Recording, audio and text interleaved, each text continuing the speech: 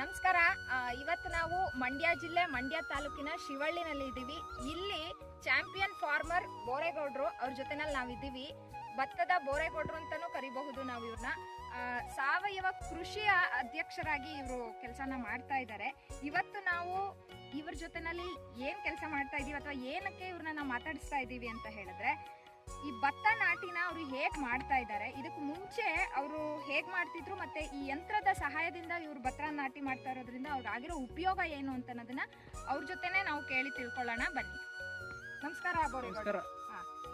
ಹೇಳಿ, ನಿಮಗೆ ಈ ಒಂದು ಮೆಷಿನ್ ನಿಂದ ಮಾಡ್ತಾ ಇರೋ ನಾಟಿಗೂ ಇದಕ್ಕಿಂತ ಮುಂಚೆ ನೀವು ಮಾಡ್ತಿದ್ದ ನಾಟಿಗೂ ಏನ್ ವ್ಯತ್ಯಾಸ? ನೋಡಿ, ಮೊದಲು ನಾವು ಭತ್ತದ ನಾಟಿ ಮಾಡಬೇಕು ಅಂತಂದ್ರೆ ನಮಗೆ ಒಂದು ಎಕರೆ ನಾಟಿ ಮಾಡಲಿಕ್ಕೆ ನಾವು 25 ಆಳು ಜೊತೆ ಮಾಡಬೇಕಾಗಿತ್ತು. 20 ಹೆಣ್ಣಾಳು, 25 ಆಳು ಗಂಡಾಳು, 25 ಜೊತೆ